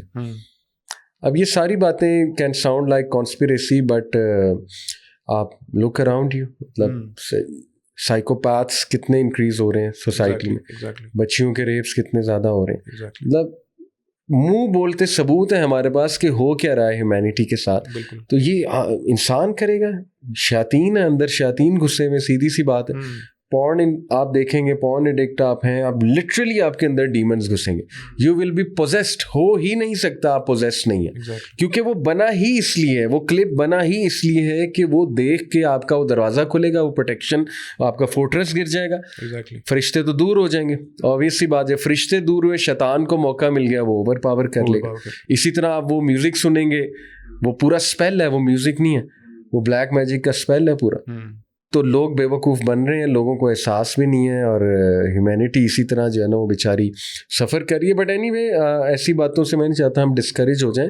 ये बातें सिर्फ इसलिए जस्ट टू टेल पीपल कि this is what we have our own hands have created. This is what happens कि जब तुम दीन को कुछ समझोगे नहीं, कुरान को कुछ समझोगे नहीं, तो फिर देख लो, फिर ये वो दुनिया है जो तुमने खुद क्रिएट कर दी है। लेकिन अगर तुम काम करने पे आओगे तो ये सारी चीज़ें कोलैप्स हो जाएंगी। यानी डरने की बात नहीं है। अल्लाह ताला कुरान में कहते हैं शैतान और उसके हथकंडे वो वीक हैं। वो स्पाइडर्स वेब से अल्लाह ने मुशाबिहत दी ना कि वो बड़े वीक हैं उसके हथकंडे। तो इसलिए डराना भी है हमने, लेकिन होप भी देना है कि काम करो इंशाल्लाह ताला, मेरा वेकअप। अच्छा, इसमें लेकिन एक पॉइंट फिर आ जाता है, वो ये कि again there is a debate. आपने म्यूज़िक की बात की, सिंगिंग या म्यूज़िक कोई भी इसको कह ले। Again there is a debate in Islamic scholars, amongst the Islamic scholars, जो गुंजाइश निकालने की ज़रूरत थोड़ी सी कोशिश करते हैं। अब द दलील्स and the proofs and evidences best known to them, उसकी दलील का लेते हैं या जो भी करते हैं। But some of them which I have personally also seen कुछ एक बुक है इमाम शौकानी वगैरह की, वो कहते हैं जी वो इस चीज़ के रद्द पे उन्होंने लिखी हुई है कि म्यूज़िक के ख़िलाफ़ जो इजमा है कि इजमा इसको हराम समझा जाता है, उसके रद्द में उन्होंने किताब बाकायदा लिखी है कि कभी भी इजमा नहीं रहा कि म्यूज़िक हराम है। अब कुछ यहाँ से कोई दलील पकड़ ले, किसी और काम से पकड़ ले। And I do profoundly remember youth club ने एक सिंगर थे, उनका एक बार एक इवेंट भी करवाया था, उन्होंने सिंगिंग, जी हाँ, उन्होंने सिंगिंग छोड़ दी थी। He went back again, if I am not wrong, he went back again, right? अब क्या थी, अच्छा कोइंसिडेंटली मैंने उनसे मैसेज करके ये बात पूछी भी थी, and you know what he replied, we used to debate and at the end we concluded, इसलिए I went back. Islamically there is nothing wrong in that. सही। नाउ इस्लामिकली अगर आप इसको पकड़ लें, उसके अंदर एक और भी एक्टर है, आपको पता है, वो भी जरा वो नाम नहीं चले हम लेते, लेकिन how would you see the Islamic side of it? देखिए, इमाम शौकानी नाम लिया आपने, जी शौकानी, वो अगर आज जिंदा होते ना तो वो कंफर्म म्यूजिक को हराम कह देते। वो आप छोड़े पुराने दौर का म्यूजिक, इसी तरह गामदी साहब और ये जो शेख यूसुफ अल करदावी रहमहुल्लाह, गामदी साहब को तो हमें चाहिए कि ना आज का म्यूजिक सुनाएं और फिर उनसे पूछें कि आप बताएं म्यूजिक के बारे में आपका क्या व्यू है। देखिए 99.9% music is filth. Let's not get into debate कि इस्लाम क्या कहता है। भाई आप थ्रू साइकोलॉजी देखो, क्योंकि इस्लाम मेरे नज़दीक तो it's very clear. Yes there may be some minor difference of opinion, लेकिन जो बहुत ज़्यादा शरह सदर हो जाना चाहिए एक बंदे का दलाइल देख के, जो हमारे अइम्मा ने दलाइल दिए, से इब्न तैमिया और इब्न क़य्यम ने बाकायदा इश्क मशूकी के अशार निकाल के, और वो जब when coupled with musical instruments तो दे आर अ स्पेल, वो जादू है। यानी आप सोचें एक बंदा जो है वो लिरिक्स से कितना इम्प्रेस होता है। आप इमेजिन करें उस लिरिक्स के साथ म्यूजिकल इंस्ट्रूमेंट आ गए जो आपके ब्रेन के उसी सर्किट को छेड़ते हैं जिसको ड्रग छेड़ता है, यानी जो हाईली एडिक्टिव सर्किट है, जो प्लेजर सर्किट है, सेम फ्रीक्वेंसी। तो यू कैन इमेजिन कि how destructive this thing can be. आपको ये आपकी लाइफ की फिलॉसफी से हटाने वाली चीज़ है, एडिक्टिव बिहेवियर, एडिक्टिव पैटर्न लगाने वाली चीज़ है, आपको फैंटेसीज में ले जाने वाली चीज़ है, अनरियल चीज़ों में ले जाने वाली चीज़ है। तो इब्न तैमिया, इब्न क़य्यिम ने बहुत लिखा है इसमें, वो लिटरेचर हमारे लिए इनफ है। बट चलें आप छोड़ें इस्लाम, अगर आप कहते हैं नहीं इस्लामिकली मैं कन्विंस नहीं हूँ, तो आप साइकोलॉजी की तरफ आ जाएं। मतलब आप देखें तो सही म्यूज़िक आपके ब्रेन के साथ करता है क्या, थोड़ा सा सर्च करें इस पे। चले आप ये एंगल भी छोड़ दें, आप इल्यूमिनाटी वाले एंगल पे आ जाए कि ये गाने जो बन रहे हैं ये हैं क्या, इनमें क्या दावत दी जा रही है, इनके लिरिक्स में क्या दावत दी जा रही है। और वो लिरिक्स जब म्यूजिकल इंस्ट्रूमेंट्स के साथ आते हैं तो वो 10 फोल्ड्स और अट्रैक्टिव और आपको इन्फ्लुएंस करने वाले बन जाते हैं। इसीलिए म्यूजिकल इंस्ट्रूमेंट जो हैं वो they are very dangerous, because वो एक गंदी चीज़ को 10 फोल्ड्स गंदा कर सकते हैं, बल्कि 10 फोल्ड्स में बड़ी कम मिसाल दे रहा हूँ, 100 फोल्ड्स गंदा कर सकते हैं और 100 फोल्ड्स और डेंजरस बना सकते हैं, क्योंकि म्यूजिकल इंस्ट्रूमेंट्स का इफेक्ट ही आपके। तो इमाम शौकानी आई एम श्योर अगर अभी जिंदा होते हैं तो वो सबसे सरे फहरिस्त होते हैं म्यूजिक को हराम करने पे, जो मॉडर्न म्यूजिक है उसकी तरफ देखते हैं। That is right. Having said so, अच्छा हम इसमें अपने टॉपिक पे थे, एक इम्पॉर्टेंट और रेफरेंस था इसमें, एक और वेरी बड़ी फेमस गेम है Assassin's Creed, again very famous as well. अच्छा इसमें भी वही इस्लामिक रेफरेंसेस यूज़ किए जा रहे हैं अनफॉर्चुनेटली। हम इसको चला भी देंगे स्क्रीन के ऊपर। अब ये कि अल-कुद्स जो कुब्बतुस सखरा है और इसी तरह से मस्जिद अक्सा है, उसमें a player has to jump it over and वहाँ पर कुरानिक वर्सेस लिखी हुई हैं, and then he has to step over, उसके ऊपर उसका स्टेप, अल्लाह जहाँ पर नाम लिखा है वहाँ पर उसका स्टेप आता है। बेसिकली बात यह है कि आपने एक ऐसी चीज़ क्रिएट की सबसे पहले। अच्छा ये चीज़ भी आपने जैसे पहले जिक्र किया ना कि मे बी कोई वैसे ही उसको अच्छा डिज़ाइन लगा हो, मिलियंस ऑफ डॉलर्स की इन्वेस्टमेंट होती है इन गेम्स की प्रोडक्शन के अंदर। आपको याद होगा कि कहाँ पर वो फिनलैंड के अंदर गेम्स और नॉर्वे में बनाते थे, they are $multi-million industries now. कोई भी चीज़ रिलीज बगैर किसी को स्क्रूटनी के तो करेंगे नहीं, अच्छी खासी देख दुआ के करेंगे। Why would someone create such an image for a person जो कि गेम खेल रहा है और उसको स्टेप अप करना है एक सीक्रेट मुस्लिम प्लेस के ऊपर, सीक्रेट मुस्लिम टेक्स्ट के ऊपर, और नौज़ बिल्ला what ever is the case. बाकी कुछ गेम्स में हम ज़्यादा डिटेल्स में नहीं जाते कि किसी के ऊपर कुछ ब्लड स्पॉट्स पड़े हुए हैं इस्लामिक पेजेस के ऊपर, कुछ ऐसे कुरानिक पेजेस हैं उसके ऊपर उन्होंने डाले हुए हैं। कम अगर हम देखें बात, एटलीस्ट किस लेवल के ऊपर आप इस कॉन्स्पिरेसी को देखते हैं? Is it somewhere according to you threatening right now कि हम बच्चों को टोटली मना कर दें कि नहीं आपने गेम्स और इनको ये चीज़ों को विदाउट सुपरविजन नहीं देखना, या आप समझते हैं कि थ्रेट इतना नहीं है, चलो ठीक है हमने बात कर ही लिया ना तो इक्का दुक्का बातें बताते हैं बाकी खैर है? अच्छा, पहली बात डॉक्टर साहब, जो चीज़ बहुत मशहूर है ना आज के दौर में, जी वो हो नहीं सकता कि इब्लीस की आंखों से ना गुजरी हो, उसकी स्क्रूटिनी से ना गुजरी हो, ठीक है ना। ये this can be very pessimistic sentence, someone में से कि नहीं देखें जी आप लोग भी तो बड़े मशहूर हैं। पहली तो बात, हम इतने मशहूर नहीं, अल्लाह हमें इस रिया से बचाएं। लेकिन ये कि मैं ये नहीं कह रहा जो अच्छी चीज़ें मशहूर, मैं बात कर रहा हूँ कि जो इस तरह की इंडस्ट्री रिलेटेड चीज़ें बहुत जो टॉप पे आती हैं, ये हो ही नहीं सकता कि वो उन्हें कोई ऑफ़र ना आए, कोई कांटेक्ट ना किया जाए उस इंडस्ट्री तरफ, इल्यूमिनाटी या फ्रीमेसनरी की तरफ या सेटनिज़म की तरफ से, उनको कोई मैसेज ना दिया जाए या उनको इन्फ्लुएंस करने की कोशिश नहीं। ये इम्पॉसिबल है, ये पिरामिड के ख़िलाफ़ है, जो पिरामिड उन्होंने बना दिया ये उसके ख़िलाफ़ है, ठीक है, पहली बात। इसलिए जितनी फेमस गेमें हैं उनमें ज़रूर ऐसा कुछ ना कुछ होगा, ठीक, कुछ सबलिमिनली होगा, कुछ बड़ा क्लियर होगा, ठीक है। क्लियर शायद इसलिए होगा कि मुसलमान ज़रा शोर शराबा करें और ज़रा ये गेम और मशहूर हो, क्लियर शायद इसलिए होगा। सबलिमिनली तो 100% होगा, ठीक। अब subliminal is more dangerous to me, क्योंकि क्लियर होगा तो शोर मच जाएगा। वो मैंने बल्कि पढ़ा है कि 2-3 गेमों से इन चीज़ें रिमूव भी की हैं, मुसलमानों के शोर डालने के, जैसे Call of Duty, such as Call of Duty से ना इन्होंने कुछ ऐसा रिमूव भी किया था। तो subliminal is even more dangerous, that is Y threatening है सिचुएशन, क्योंकि अब ये सबलिमिनली जाते हैं ज़्यादा। ये जिस तरह के कैरेक्टर्स दिखाते हैं, जिस तरह उनके डायलॉग्स होते हैं, फिर जिस तरह उनका पूरा सीन क्रिएट होता है, फिर उस सीन के दरमियान कुछ सबलिमिनली कुछ चीज़ आ जाती है जो आपका सबलिमिनल माइंड कैच कर लेता है।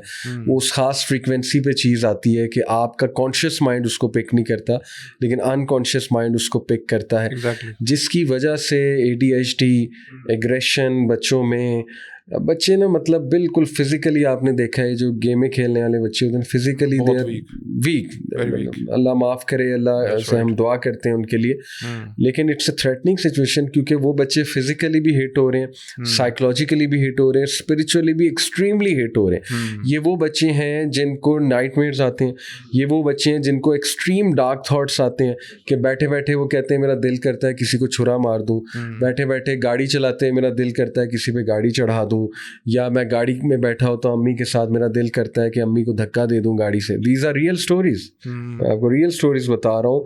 हमारे पास एक इसी तरह वालदा आई अपने बच्चे को लेके कि इसको ऐसे डार्क थॉट्स आते हैं। अच्छा। तो मैंने जब देखा गेमें कौन सी खेलता है तो सारी डार्क गेमें थी, डेविल मे क्राई और पता नहीं मल्टीप्लेयर कौन सी डार्क गेम चल रही थी, ऑल डार्क गेम्स।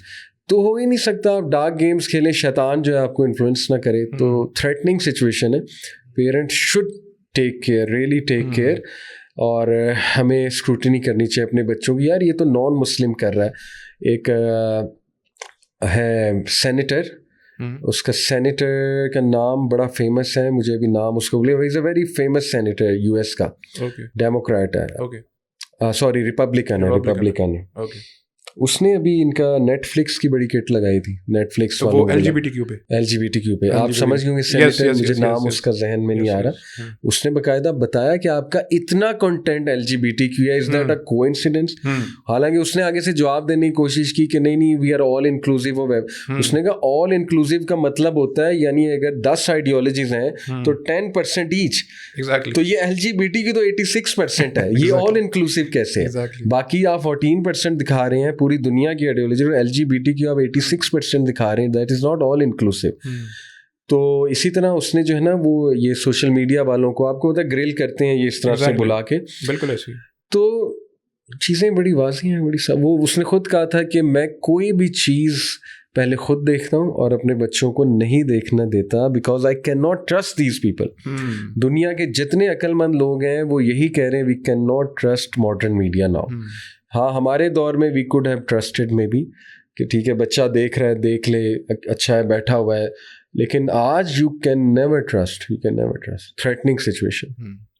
अच्छा, इस सिलसिले में जो लास्ट चीज़ मैंने खुद ही आखिर पे रखी हुई थी, very special because it is so famous, so freaking common amongst everyone, हमारे वैसे बचपन की चीज़ है लेकिन आजकल भी इतना इसका क्रेज़ है, and that is the Harry Potter series. Now मैंने ये पहले नॉवल था ऑफ कोर्स, उसके बाद उसको अडॉप्ट किया गया इन फिल्म सीरीज। J.K. रोलिंग ने खुद इसके बारे में बोला हुआ है कि when I was writing it I seemed like I was inspired through something, Amazing. Something was speaking to me and I was writing it. Main story सब मेरे ख्याल सबको पता होगी, black magic. Now black magic में उसकी glorification या कह लें कि ग्लैमोराइज करके उसको पेश करना, या to somehow black forces को ग्लैमोराइज करके उसकी ऐसी ग्लोरिफिकेशन देना कि आम लोगों में एक्सेप्टेबिलिटी इसकी बढ़ जाए।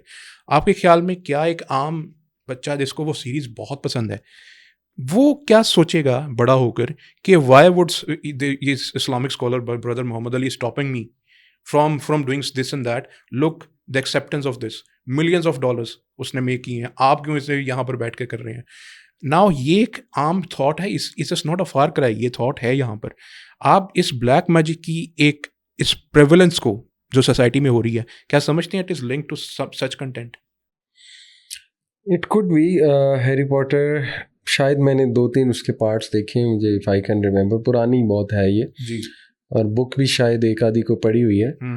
उसमें वाइट मैजिक ब्लैक मैजिक ये 2 कॉन्सेप्ट दिखाए ना कि there is a good magic and there is a dark magic as well, but I will say इस्लाम में magic is magic, white black कुछ नहीं है, वाइट ब्लैक कुछ भी नहीं है, ब्लैक ही है सब। तो in that sense we can say कि डिसेंसिटाइजेशन हो सकती है एक रीडर की, मैजिक से मैजिक का शौक पैदा हो सकता है, राइट। मैजिक के बारे में और पढ़ने की कुछ वो मे बी किसी में वो हो सकती है कि मैं इसके बारे में और जानूं, और जानते जानते हो सकता है कि फिर वो बहुत ही कोई डार्क साइड पे ना चला जाए। तो in that sense yes it can be dangerous, it can be dangerous. जैसे आजकल कुछ कंटेंट क्रिएटर्स, कुछ बुक भी ऐसी मैजिक की है जिसको बहुत अनफॉर्चुनेटली उस पर कंटेंट बना रहे हैं। ओके, उसके ऊपर कंटेंट मुझे तो समझ नहीं लगता भाई, आप क्यों एक ऐसी बुक को जिसका हम नाम हरगिज नहीं लेंगे, उस बुक को आप बना के उस पर मिलियंस ऑफ व्यूज होते हैं। आपको पता है सुपर नेचुरल जॉनरा आजकल कितना चल रहा है। मेरी समझ से ये चीज़ बाहर है कि अगर एक बुक ऐसी है which is based on black magic, although Islamic source है, इट्स नॉट लाइक हॉलीवुड का सोर्स नहीं, इस्लामिक सोर्स है वो बुक इस्लामिक सोर्स है, उसकी जो आगे ट्रांसलेशन या जो भी पोर्ट्रे करने वाले जो कंटेंट क्रिएटर्स है वो भी मुसलमान है। Why would someone do that? मेरी समझ से बाहर है कि why would someone go and make some content on black magic and then लोगों में क्या तजस्सुस ही पैदा होगा ना। बस वही बात है ना, अकीदे की कमज़ोरी, अकीदा हमारा मतलब स्ट्रॉन्ग नहीं, हमें पता ही नहीं है व्हाट इज़ द राइट अकीदा। फिर वो जिस दौर में हम रह रहे हैं, व्यूज़ लेने, हु केयर्स कि उसका सोशल इम्पैक्ट क्या आता है। और तीसरा एक बहुत ही डेंजरस चीज़ है कि स्पिरिचुअल एनर्जी बहुत कम है आजकल सबकी, और जो सैटेनिक एनर्जी, डिमोनिक एनर्जी है वो बहुत राइज पे है। जब डिमोनिक एनर्जी राइज पे होगी तो फिर डिमोनिक चीज़ें करने का दिल करेंगे ना, फिर ऐसी खराफात ही बनाने का दिल करेंगे ना, फिर अच्छी चीज़ें प्रोडक्टिव चीज़ों की तरफ आने का तो नहीं दिल करेगा। तो ये दीज 3 फैक्टर्स आई थिंक। जो हारूत और मारूत का वो जो किस्सा था, क्या वो भी इसी सिलसिले में ब्लैक मैजिक से रिलेटेड था, जो उन्होंने वो आकर वो करते थे, लोगों को वार्निंग कर देते थे, और उसके बाद may be they were also punish for telling one person one time, और उसके बाद उनको भी if it's authentic story I am not sure कि उनको दे वर पनिश टू एंड उनको किसी वेल के अंदर वहाँ पर कैद कर दिया गया था। तो हारूत और मारूत का भी सिलसिला अभी तक उसी तरह से वो चल रहा है ब्लैक मैजिक का। आप समझते हैं उसी के सिलसिले की कड़ी है? हाँ जी, जो स्टोरी मैंने पढ़ी इब्ने कसीर में, ऑल्दो इस स्टोरी को कुछ स्कॉलर्स ने ज़ईफ़ कहा, लेकिन इट कैन बी कोटेड, बाकी लोग खुद रिसर्च कर सकते हैं कि ये जो 2 एंजल्स थे, दे वर फ्रॉम दोज एंजल्स जिन्होंने पूछा था अल्लाह से कि आदम को आपने क्यों बनाया है। तो फिर अल्लाह ताला ने इनको ख़ास जो है ना वो एक मिशन देकर भेजा था कि ओके तुम लोग जो है ना वो नीचे जाओ और मैं तुम्हें इंसानी ख्वाहिशात भरता हूँ। और फिर Allah tested them with a woman, और स्लोली वो पहले कत्ल की ऑफ़र लेकर आई, फिर ज़िना की ऑफ़र लेकर आई, दे डिडंट डू इट। फिर शराब की ऑफ़र लेकर आई तो शराब पिया, उसके बाद फिर ज़िना भी किया, कत्ल भी किया, something. The story goes like this, but audience should check कि स्टोरी कितनी ऑथेंटिक है। मैंने तफसीर इब्न कसीर में पढ़ी है। तो फिर अल्लाह ताला ने इनको कहा कि मैंने तुम्हें कहा था कि मुझे पता है, अब तुम्हारी पनिशमेंट ये है कि तुम क़यामत तक जो है वो ये काम, this is how the story goes. तो यस, बेबीलोन में ये तो सूरह बकरा आयत नंबर 102 में ना कि वत्तबऊ मा तत्तु शयातीन अला मुल्क सुलेमान वमा कफ़र सुलेमान वलाकिन्न शयातीन कफ़रू युअल्लिमून अन्नास अस्सिहरा वमा उनज़िला अलल मलकैनि बिबाबिल हारूत व मारूत। ये तो कुरान में है कि हारूत व मारूत 2 एंजल्स, वो बेबीलोन में लोग उनके पास आते हैं, वो खुद नहीं सिखाते, लोग उनके पास आते हैं, शयातीन उनके पास आते हैं, और वो उनसे रिक्वेस्ट करते हैं कि हमें ये इल्म सिखाएं, सही। और वो वार्न करते हैं, ये इसी आया में आयत नंबर 102 में वो वार्न करते हैं कि ये ना सीखो, this thing will destroy you, ये आपका ईमान ले जाएगी ये चीज़। और रसूलुल्लाह सल्लल्लाहु अलैहि वसल्लम के दौर में भी एक खातून थी जो गालिबन उन्हीं से सीख कर आई थी, इफ़ आई एम करेक्ट, या किसी ब्लैक मैजिशियन से। तो जब वो हज़रत आयशा के पास आई तो उसने रसूलुल्लाह सल्लल्लाहु अलैहि वसल्लम के बारे में पूछा, तो हज़रत आयशा ने कहा कि नबी सल्लल्लाहु अलैहि वसल्लम दुनिया से रुखसत हो गए। तो फिर वो बड़ा रोई, तो उसने नरेट किया कि मैंने जब ये काम सीख लिया तो आई सॉ एक घोड़सवार मेरे जिस्म से निकला, अच्छा, लाइट की शक्ल में, और ऊपर चला गया। अच्छा, तो हज़रत आयशा ने कहा ये तुम्हारा ईमान था जो तुमसे निकल गया है, तो because you learn this thing, तो अब तुम अल्लाह रब्बुल आलमीन के आगे बस तौबा इस्तग़फ़ार करो। तो ये भी हमें एक वाक़या जो है ना हदीस से मिलता है। exactly. तो इसका मतलब कि यस, ये सिलसिला वहीं से है। और हज़रत सुलेमान ने फिर ये आपको पता है एक रवायत मिलती है कि हज़रत सुलेमान के दौर में जूज़ ने कबाला मैजिक बहुत आम हो गया था, बहुत कॉमन हो गया था, शयातीन के साथ इंटरेक्शन करके। तो उन्होंने अपने जितने ये मैजिशियंस थे इनके नुस्खे अपने तख्त के नीचे दबा दिए थे। ये एक रवायत मिलती है, एक स्टोरी मिलती है, और टेम्पलार्स ने वो नुस्खे निकाल लिए थे। अच्छा जी, जो सलाहुद्दीन अय्यूबी के दौर से पहले टेम्पलार्स जब आए थे तो उन्होंने वो नुस्खे उनके हाथ लग गए थे, और टेम्पलार्स के थ्रू ही ये दो शाखें निकली हैं, freemasonry and Illuminati, because they learned to call upon demons, to summon demons या कॉल अपॉन डीमंस। तो yes, this is real. Exactly. अच्छा, अब हम फाइनली, जो कि हमने ये हॉलीवुड का तो कंटेंट डिस्कस कर लिया, it will be very unfair कि हम अपना लोकल पाकिस्तान की कोई चीज़ बात ना करें। इसी सिलसिले में पाकिस्तान की भी बात आपसे ज़रूर करूँगा। रिसेंटली मेरी नज़र से क्लिप गुजरा, वेरी अनफॉर्चुनेट टू सी, जियो का कोई ड्रामा था, आई एम नॉट श्योर उसका नाम क्या था, आई एम नॉट श्योर कौन एक्टर है, इसलिए पेशगी तौर के ऊपर मैं कहता हूँ, मुझे सिर्फ वो क्लिप नज़र से गुजरा and it was quite original as well. बात उसमें ये थी कि the actor was furious about something, और कुछ बुक्स पड़ी हुई थी सामने। वो बुक्स जो थी उन्होंने उठाकर फेंकी हैं, और उसके अंदर एक बुक जो सामने नज़र भी आ रही है उस पर रसूलुल्लाह सल्लल्लाहु अलैहि वसल्लम का रोज़ा मुबारक है, और वो भी उसने उठा के ज़मीन पे फेंकी है ज़ोर से। मुझे याद पड़ता है हम बचपन में किसी की बच्चों की लड़ाई होती थी ना स्कूल के अंदर, आपस में लड़े होते थे, कोई किसी का बैग फेंकना चाहता था ना, दूसरे को वो कहता था ये ना फेंकना, इसमें इस्लामियात की बुक है, सही, और वो रख भी देता था, वो नहीं फेंकता था, लड़ाई कंटिन्यू रहती थी लेकिन वो नहीं फेंकते थे। ऐसे ये था, this is what we witness in our childhood. अब ये सिलसिला, बाकी तो आपने कहा जी वो हॉलीवुड है, बेमज़हब लोग हैं, जो भी करें, हमें क्या मसला है, हम लोग ऐसा क्यों कर रहे हैं? बस अल्लाह जाने वो कौन लोग हैं जिन्होंने ड्रामा बनाया या वो क्या दिखाना चाहते हैं, लेकिन हालात यहाँ भी सही नहीं है। ऑब्वियसली एथिज़म बहुत ज़्यादा वाइड स्प्रेड है हमारे मीडिया में, और बद मज़हब होना भी बहुत वाइड स्प्रेड है हमारे मीडिया में। ऑब्वियसली हु नोज़ कि वो ड्रामा पता नहीं किसने लिखा है, किसने बनाया, देखना पड़ेगा, और वो एक्टर कौन है जिसने ऐसा जो है ना वो काम किया है। अब आया वो उन्होंने कुछ तवज्जो लेने के लिए किया, या वो बस एक कोइंसिडेंस था कि वहाँ वो भी किताब पढ़ी हुई थी, या बट हालात अच्छे नहीं। All I can say is हालात अच्छे नहीं हैं पाकिस्तानी ड्रामों के भी। इतना मैं एक्सपेक्ट नहीं करता कि रिलीजियस फिगर्स को या इस तरह के सिंबल्स को डेसिक्रेट करना शुरू कर दें। It's very shocking to me, जो आपने मुझे इन्फो, मैंने नहीं देखा honestly, it's quite shocking to me. फहाशी और एजेंडा बेस्ड कंटेंट और स्क्रिप्ट वो तो बहुत राइज है, बहुत कॉमन है। जाहिर है लोगों की वैल्यूज़ ख़राब करना वो तो साफ नज़र आ रहा है। दीनी लोग जो है, या दीनी कंटेंट जो है, या दीनी जो एक नैरेटिव है उसको काउंटर करने के लिए पूरे स्क्रिप्ट्स बनते हैं। दीनी बंदे और बंदी को जो है वो लूज़र दिखाया जाता है और आउटडेटेड दिखाया जाता है, और मॉडर्न जब भी इन्होंने प्रोग्रेसिव को दिखाना होता है तो उसको प्योर वो दिखाते हैं, मतलब टोटली दीन से दूर। राइट। तो ये चीज़ें तो हैं, लेकिन ये चीज़ मेरे लिए बड़ी शॉकिंग है जो आपने बताई है। इसका अगर क्लिप अभी एग्जिस्ट करता हुआ तो हम ज़रूर इसको साथ दिखा देंगे, ताकि ये कंफर्म हो कि इट एक्चुअली एग्जिस्ट।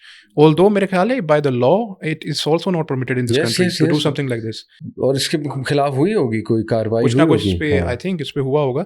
ऑल्दो ये तो लगता है कि थोड़ी बहुत कम चीज़ है, लेकिन यहाँ पर तो ऐसी जॉयलैंड जैसी भी कुछ चीज़ें बनाई गई हैं जो LGBTQ की, उसके ऊपर भी होती है। यहाँ पर हम भी कुछ पीछे नहीं है, मुझे तो लगता है। बिल्कुल जिस थोड़ा आहिस्ता ये काम हम भी कर रहे हैं। मीडिया में एथियस्ट और बदमज़हब लोग बहुत ज़्यादा हैं। राइट। और एक एथियस्ट होता है जिसको दीन से कोई लेना देना नहीं है। एक एथियस्ट होता है जो ऑब्सेस होता है कि मैंने दीन को अब्यूज़ भी करना है और अच्छा। मैंने दीन को जो है ना वो गंदा भी दिखाना है। अच्छा, दुश्मनी वो रिएक्शनरी एथियस्ट होते हैं ना। रिएक्शनरी। अनफॉर्चुनेटली पाकिस्तान में रिएक्शनरी एथियस्ट बहुत हैं, स्पेशली जो है ना ये हमारी इंडस्ट्रीज जो हैं, not just media, all sorts of industries. Right. तो इसमें आप रिएक्शनरी एथियस्ट बहुत देखेंगे। और रिएक्शनरी एथियस्ट इसलिए हैं वो क्यों, because of their childhood experiences, whatever they went through, अल्लाह नोज बेस्ट, या पता नहीं फैमिली में क्या ऐसा हुआ था, तो अल्लाह आसानी करे सबके लिए। बट ये reactionary atheist is more dangerous than a common intellectual atheist, because reactionary atheist मजहब से दुश्मनी लगाएगा। एग्जैक्टली। कॉमन एथियस्ट को कोई लेना देना नहीं है मजहब से, वो कहता है कि मैं बस अपनी लाइफ एंजॉय करना चाहता हूँ, दैट्स ऑल। लेकिन यहाँ पे जो है ना वो मजहब दुश्मन एथियस्ट आता है माजरत के साथ। Exactly, that's true.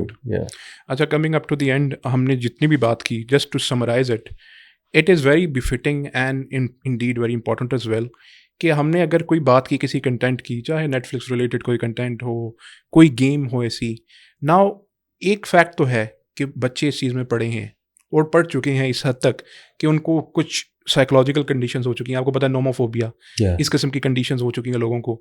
उनको आप रोक तो नहीं सकते। क्या रोक सकते हैं आप? बच्चों को इसका हल बताएं आप, कि आखिर पे आप क्या रिकमेंड करते हैं भाई, वो इसका क्या करें ऐसे कंटेंट के लिए, ऐसी गेम्स के लिए? क्या टोटली छोड़ दें? इज इट पॉसिबल कि टोटली छोड़ दें? और अगर नहीं तो फिर इसका क्या हल है? देखिए, थोड़ी सख्त बात लगेगी, हल मेरे नज़दीक तो है रिहैबिलिटेशन सेंटर्स बनाने पड़ेंगे, जैसे ड्रग्स के बनाए हुए। Seriously I believe that. और वहाँ रखना पड़ेगा इन बच्चों को 2-2 3-3 महीने। पेरेंट्स का एडमिट कराना पड़ेगा। बिजनेस आइडिया भी दे रहा हूँ। सही। बल्कि ये तो रिलीजियस ऑर्गेनाइजेशंस नहीं, ऐसा उनको करना चाहिए। उनको करना चाहिए, वहाँ दाखिल करना चाहिए बच्चों को। अच्छा। क्योंकि ड्रग्स से भी बदतर है ये जो एडिक्शन है ना, ड्रग्स से भी बदतर है, और इसके सीरियस कॉन्सिक्वेंसेस आ रहे हैं, बड़े सीरियस कॉन्सिक्वेंसेस आ रहे हैं। तो ऑनेस्टली मैं और क्या सोल्यूशन दूँ आपको? रिहैबिलिटेशन सेंटर बनाने पड़ेंगे। अच्छा। और इन बच्चों को भेजना पड़ेगा रिहैबिलिटेशन सेंटर से, नहीं तो फिर अपने घरों को बनाए। प्रॉब्लम ये है, अगर कोई नेगेटिव भी हो ना, ये ज़ॉम्बी जनरेशन, इसको वैसे स्लैंग मैं आउट ऑफ रिस्पेक्ट ही बोल रहा हूँ, वो ज़ॉम्बीज़ को भी पसंद करती हैं, वो उसको भी नहीं बुरा कहते।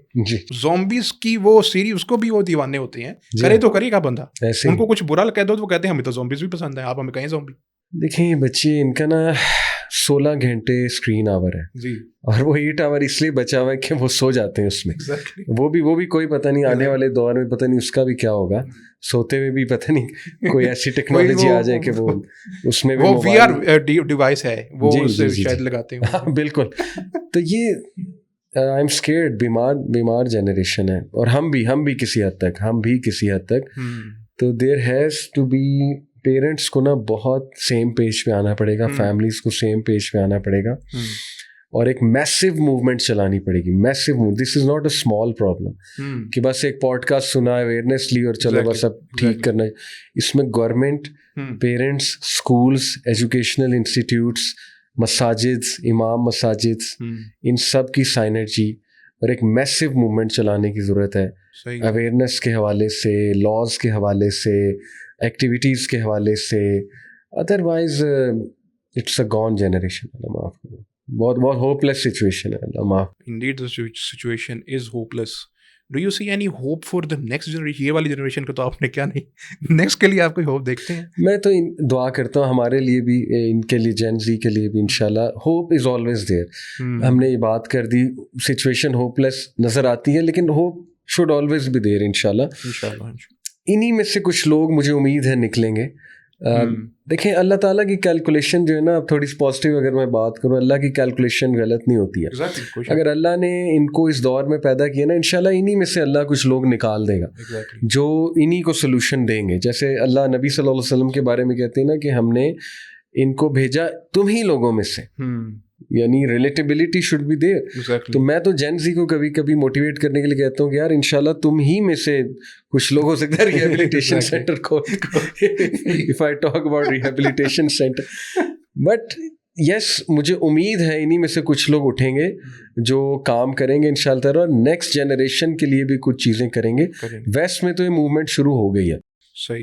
क्योंकि eight the end of the day वो ह्यूमन बीइंग्स है वेस्ट, नो मैटर वो इमोरल हैं जो भी हैं, लेकिन उनके पास रिलीजन इतना स्ट्रांग नहीं है, लेकिन eight the end of the day वो उठ गए हैं और वो बहुत सी चीज़ें कर रहे हैं स्कूल लेवल पे, और अपने फैमिली लेवल पे बहुत कुछ हो रहा है। पाकिस्तानियों को भी ना अब इस ख्वाब से और इस फेक चीज़ से निकल आना चाहिए कि तरक्की ये है, प्रोग्रेस ये है, और ज़रा सीखना चाहिए, बाकी कौमों से सीखना चाहिए कि हमने इस मैस से बाहर कैसे निकलना है। तो नेक्स्ट जनरेशन को देखें जी, जेन जी के हवाले हैं नेक्स्ट जनरेशन। जिस तरह के पेरेंट्स आप बनेंगे, अगर आप अपने आप को दुरुस्त नहीं करेंगे तो तलाक़ें होंगी, बल्कि शादियां ही नहीं होंगी। नेक्स्ट जनरेशन जो है वो भी ब्रोकन फैमिली से होगी और डिवोर्स्ड और सेपरेटेड पेरेंट्स से होगी, और उसके बड़े मेंटल हेल्थ डिसऑर्डर्स होंगे, फिर वो भी इन्हीं चीज़ों में लगी होगी। सिचुएशन स्केरी है, लेकिन मैं उम्मीद करता हूँ कि अल्लाह रहम कर दे, अल्लाह रहम कर दे हमारी कौम पे। कुछ तो स्टेट्स लेवल के ऊपर भी ये डिवाइसेस पे, इन पे बच्चों पे अंडर 16 आई थिंक बैन किया गया है। ऑस्ट्रेलिया में, चाइना, कनाडा, नॉर्वे, बहुत सी कंट्रीज में आपको है गोरे वो उठ गए हैं, उन्हें समझ आ गई है कि ये पागल हो जाएगी हमारी जो है ना। ये साउथ कोरिया बहुत लॉस बना रहे हैं, जो खुद कंटेंट किंग्स जी एग्जैक्टली, वो अपने बच्चों पे बहुत काम कर रहे हैं। रिहैबिलिटेशन सेंटर्स हैं एक्चुअली वहाँ पे। ये आइडिया आ गया है, वैसे आ गया है बेसिकली, या तो इसलिए ये पाकिस्तानियों को भी जागना पड़ेगा। नहीं तो जी ये देखें, रेडी वाला जो है उसके पास भी मोबाइल है 30,000 35,000 का, और उसके पास हाई स्पीड इंटरनेट है, और वो हाई स्पीड इंटरनेट पे वो होगा अनपढ़, लेकिन वॉइस कमांड की वजह से वो सर्च कर लेगा कि मेरा और आपका गुमान भी नहीं जा सकता। वो टिकटॉक पे वो चीज़ देख लेगा, और वो हर वक्त देखेगा, और उसके बाद उसकी नज़र कितनी गंदी होगी, और फिर वो चलते फिरते जो लड़कियां सड़क पे उनको किस नज़र से देख रहा होगा, और बच्चियों को वो किस नज़र से देख रहा होगा। तो वी शुड बी स्केर्ड, और कुछ करना होगा हमें। जेन अल्फा का तो अल्लाह हाफिज है, लेकिन अल्लाह हाफिज होना अच्छी बात भी है एक सेंस में, अल्लाह रहम करने वाला है, अल्लाह रहम करे, और वही निगहबान है। बहरहाल it's up to this generation के जेन जी कैसे पेरेंट्स बनते हैं। और thank you so much for being on the show. हमने कोशिश की जितना कॉम्प्रिहेंसिवली बात कर सके, कुछ बहुत माइन्यूट सी कंटेंट्स जो हमें बीच में से पिन पॉइंट करके हमने निकाले, बाकी इसके अलावा भी बहुत सी चीज़ें होंगी, लेकिन ओवरऑल हमने वो चीज़ डिस्कस की कि जिससे आपको ना सिर्फ उन चीज़ों के बारे में पता चले कि कैसे मैसेजिंग किस तरह से इस कंटेंट की दुनिया के अंदर की जा रही है, इस्लामिक रेफरेंसेस को यूज़ करके की जा रही है, वो चीज़ आपको बताई, और अली भाई ने बहुत अच्छी तरह से इसको एक्सप्लेन भी किया। और ना सिर्फ हमने आपको वो बातें बताई कि जो आपकी गाइडेंस के लिए ज़रूरी थी, बल्कि इसके साथ साथ आपके जहन में भी अगर देखकर कोई ऐसा क्वेश्चन, कोई कन्फ्यूजन, कोई सवाल, कोई राय, कोई सजेशन आई हो, तो उसको भी आपने हमारे साथ ज़रूर शेयर करना है। और इंशाल्लाह हम कोशिश करेंगे कि इस सिलसिले को कंटिन्यू भी रखें, और आपके कमेंट्स का और आपकी राय का इंतज़ार भी करेंगे। इसके साथ मुझे इजाज़त दीजिए। बहुत शुक्रिया। अस्सलाम वालेकुम व रहमतुल्लाहि व बरकातुहू।